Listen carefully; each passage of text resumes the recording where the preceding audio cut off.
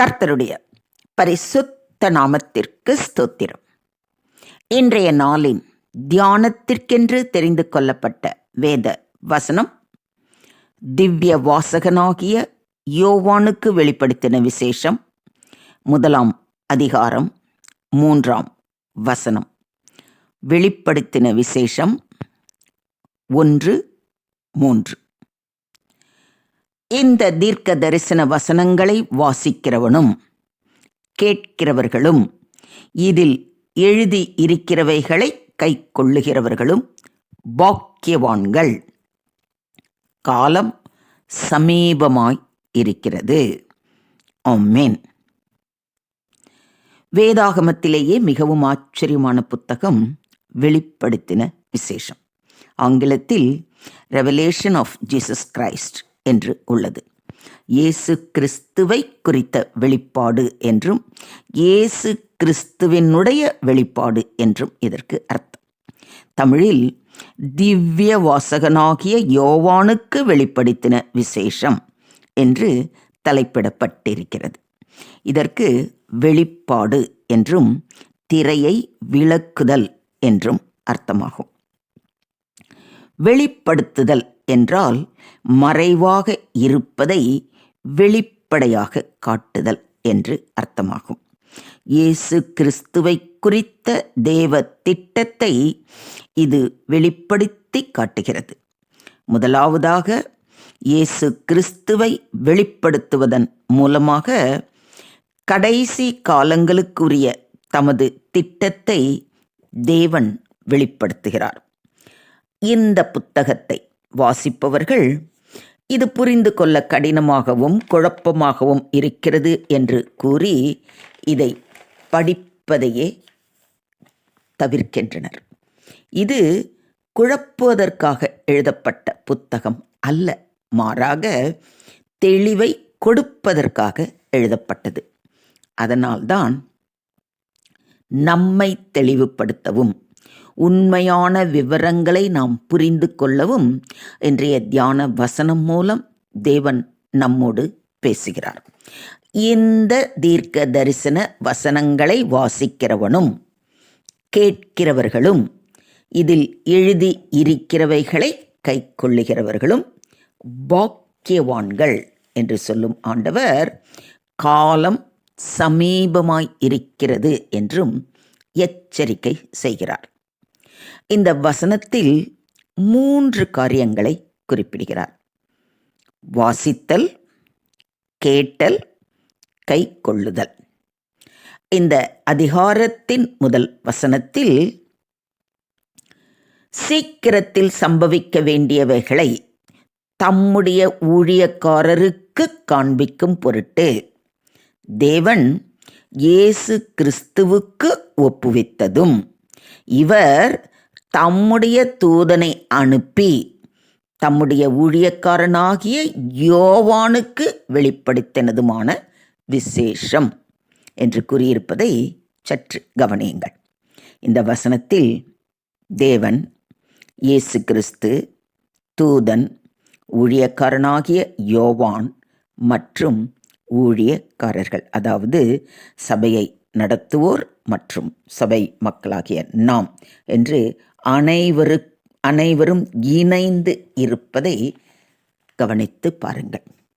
தேவன் அருளிய வார்த்தையாகிய இயேசு கிறிஸ்து தம்முடைய தூதன் மூலம் யோவானுக்கு வெளிப்படுத்தின இந்த தீர்க்க தரிசன வசனங்களை வாசிக்கிறவர், கேட்கிறவர்கள், கேட்டவற்றுக்கு கீழ்ப்படிபவர்கள், இவர்களில் நாம் யாராக இருக்கிறோம்?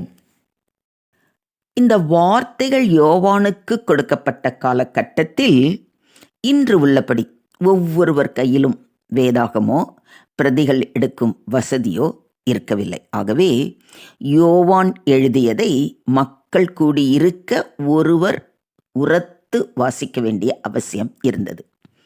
வாசிக்கும்போது அறிவு உண்டாகிறது, கேட்கும்போது நமது இருதயமும் பிறரது இருதயமும் நிறைகிறது. கீழ்ப்படியும் போது அது தேவனுக்கு மகிமையையும் நமக்கு பாக்கியத்தையும் தருகிறது. இதில் நாம் எங்கே நிற்கிறோம்? அதை தான் இன்னைக்கு நமக்கு நாமே சிந்தித்து செயல்பட வேண்டும் என்பதற்காகத்தான் தேவன் இன்றைய தியான வசனத்தின் மூலம் நம்மோடு பேசுகிறார். வரும் காரியங்களை குறித்து கேட்க நம் எல்லோருக்கும் வெகு பிரியம்.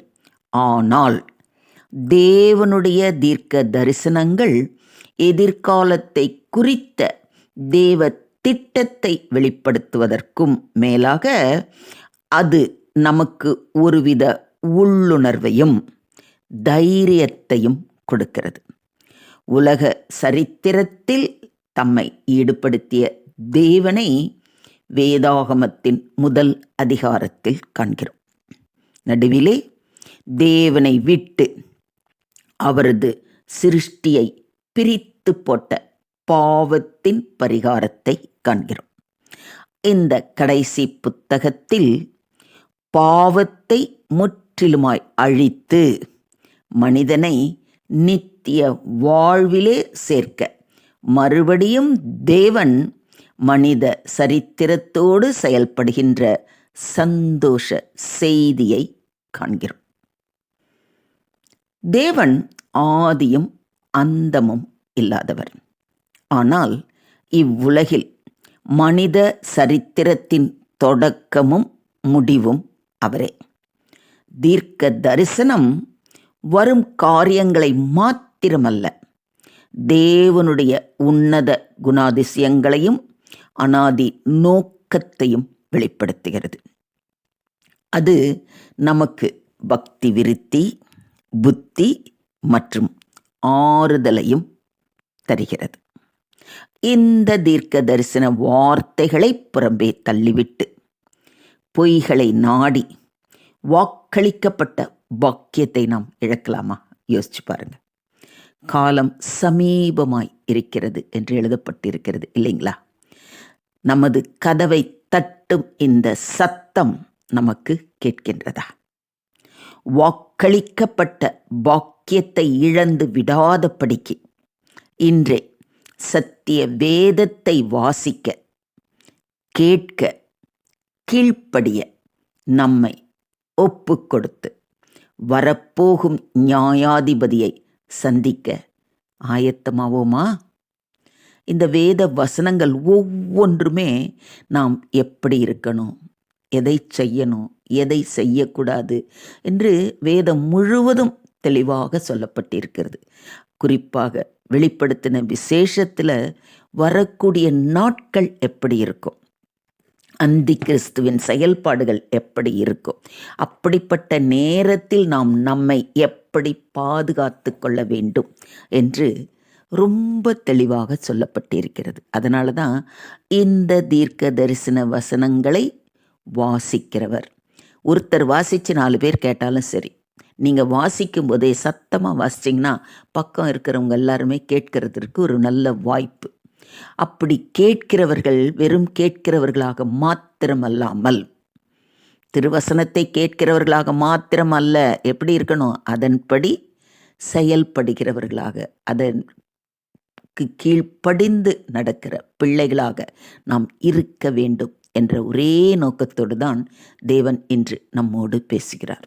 ஸோ இன்றே தேவனுடைய பாதம் அமர்ந்து, கர்த்தாவே, நான் காலங்களையும் நாட்களையும் வீணாக்காமல் உமது வார்த்தையை வாசித்து தியானித்து அதற்கு கீழ்ப்படிந்து நடக்கவும், மற்றவர்களுக்கு நான் வாசித்து காண்பித்து அவர்களும் அதை கேட்டு அதன்படி நடக்கவும் எங்களுக்கு கிருபை செய்யும் என்று முற்றிலுமாக அவர் கரத்தில் நம்மை ஒப்புக் கொடுப்போம். அவரே நம்மை ஆற்றி தேற்றி அரவணைத்து காத்து ரட்சிப்பாராக.